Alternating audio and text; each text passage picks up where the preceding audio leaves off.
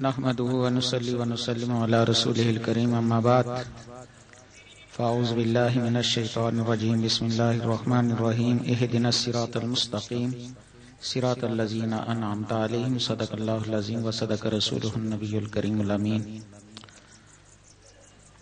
ان الله وملائكته يصلون على النبي يا ايها الذين امنوا صلوا عليه وسلموا تسليما اللهم صل وسلم على سيدنا مولانا محمد وعلى آل سيدنا مولانا محمد واصحاب سيدنا مولانا محمد صلى الله تعالى عليه وعلى آله وصحبه اجمعين وبارك وسلم قد ضاقت حيلتي ادركني يا رسول الله صلى الله تعالى عليه وسلم مولاي صل وسلم دائما ابدا على حبيبك خير الخلق كلهم. میرے انتہائی واجب التکریم پیر طریقت، رہبر شریعت، عالم بعمل، صاحبزادہ طارق عثمانی کریمی دامت برکاتہ القدسیہ، دیگر صاحبزادگان، پیرزادگان، پیران نظام اور حضور قبلہ پیر طاہر کریمی رحمۃ اللہ علیہ کے چاہنے والوں اور ان کو دعائیں دینے والوں اور ان سے دعائیں لینے کے لیے آنے والوں، السلام علیکم ورحمۃ اللہ. آج یہ عرس مبارک ہے. آئندہ انشاءاللہ میں نے صاحبزادہ صاحب کی خدمت میں عرض کر دیا ہے کہ آئندہ جو ٹائم نماز کا ہوگا دربار کریمی اسی پر نماز آپ سب کی ہوگی. اور میں نے ان سے درخواست کی ہے کہ یہ پروگرام اتنا اچھوتا اور اتنا جلدی نہیں ہونا چاہیے. کیوں نہ تجھ سے لپٹ کے سوں ایک قبر، میں نے بھی تو مر مر کے پایا ہے تجھے.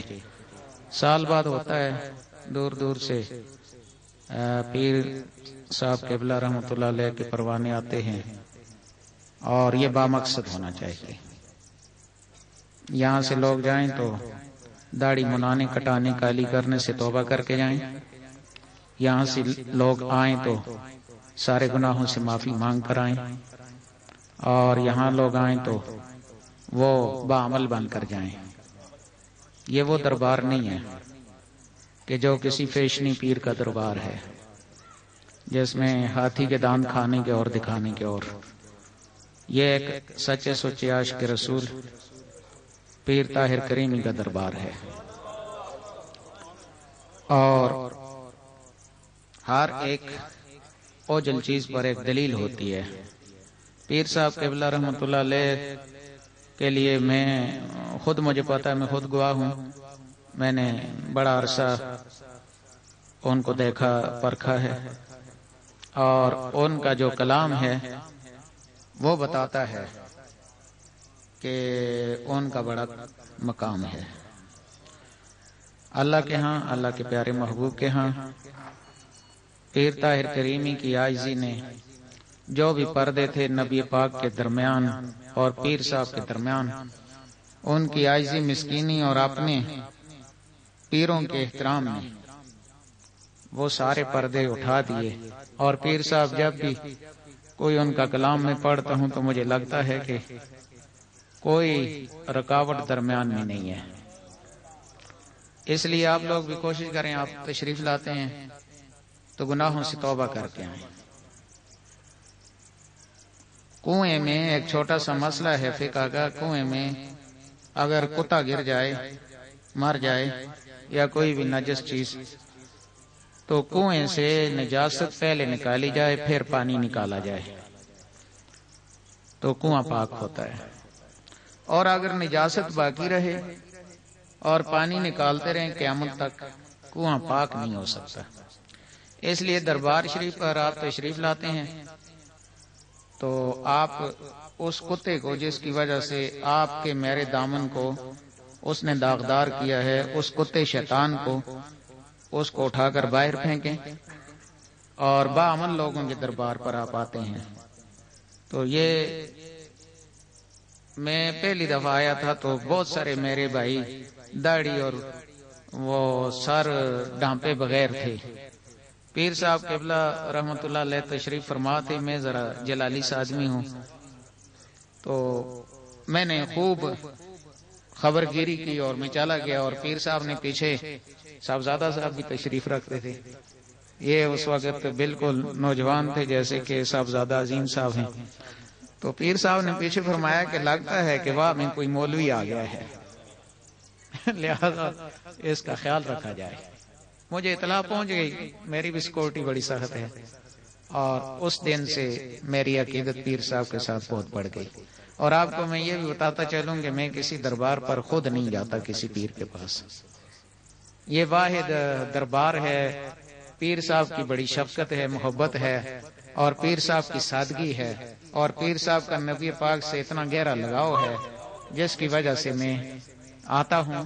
اور پیر حافظ عبد الکریم رحمۃ اللہ علیہ کا میں شیدائی ہوں، اور وہ بھی چیز مجھے اس دربار پر مجبور کرتی ہے، اور میں آپ کو پتہ ہے کہ کسی کی ویسے بات نہیں کرتا، اگر کوئی ہو نہیں تو میں بڑے بڑوں کو سیدھا کرتا ہوں۔ تاہم یہ چند کلمات آپ لوگوں نے سنے، اور مجھے امید ہے کہ آپ جو منہ سے اپنے آپ کو پیر صاحب کا بڑا عاشق بتاتے ہیں، اور حضور نبی پاک صلی اللہ علیہ وسلم کا اور حافظ عبد الکریم رحمۃ اللہ علیہ کا، تو مجھے امید ہے کہ آئندہ جب عرس آئے گا تو آپ کی میری شکل بھی ان کی طرح ہوگی۔ صحیح ہے کہ نہیں ہے؟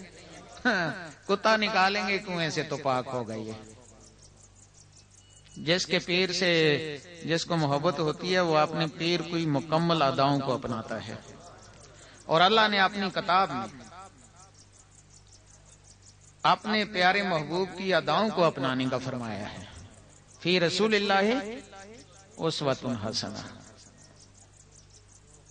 لہذا پیر بھی وہی ہے جو اپنے آقا کی اداؤں کو اپنائے، اور پیر طاہر کریمی کو میں نے اپنی آنکھوں سے دیکھا کہ انہوں نے اپنے آقا کی ہر ادا کو اپنی زندگی میں اپنی جان پر کھیل کر اپنانے کی کوشش کی ہے۔ مجھے امید ہے کہ ان پیروں کے ساتھ، صاحبزادگان کے ساتھ، اور پیر طاہر کریمی رحمۃ اللہ علیہ کے ساتھ، حضور نبی پاک صلی اللہ علیہ وسلم کے ساتھ محبت کے دعوے دار ہم کم از کم شکل ان جیسی بنائیں گے۔ ٹھیک ہے کہ نہیں ہے؟ میں ایک آخری سوال یہ کرنا چاہتا ہوں کہ صورت میرے آقا کی اچھی یا داڑھی منی کی اچھی؟ جی بولیں، چھوڑیں آپ اس بات کو کہ آپ کون ہیں اور میں کون ہوں۔ We are nothing.